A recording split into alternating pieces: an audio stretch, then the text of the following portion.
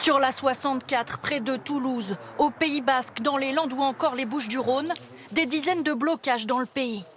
Des centaines d'agriculteurs mobilisés ce matin contre l'abattage total des vaches exposées à la dermatose nodulaire. Il faut réagir et arrêter ce massacre et cette hécatombe de vaches. Et voir toutes nos bêtes se faire abattre, je vous promets que humainement, c'est inadmissible.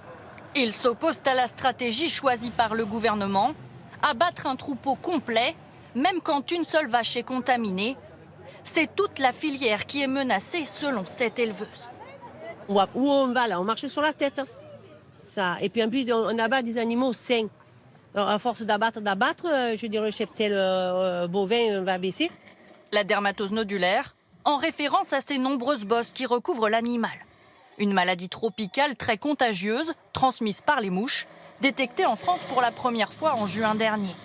Pour contrer sa propagation, le gouvernement prône l'abattage total des bêtes exposées et la vaccination ciblée dans un périmètre de 50 km autour des foyers. Deux mesures jugées absurdes et destructrices par la coordination rurale, ici à Pontarlier, mobilisée devant la permanence de la ministre de l'Agriculture.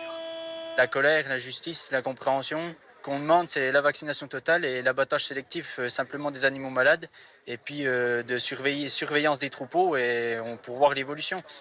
La ministre qui ce matin maintient sa stratégie et annonce 1 million de vaccinations supplémentaires dans le sud-ouest.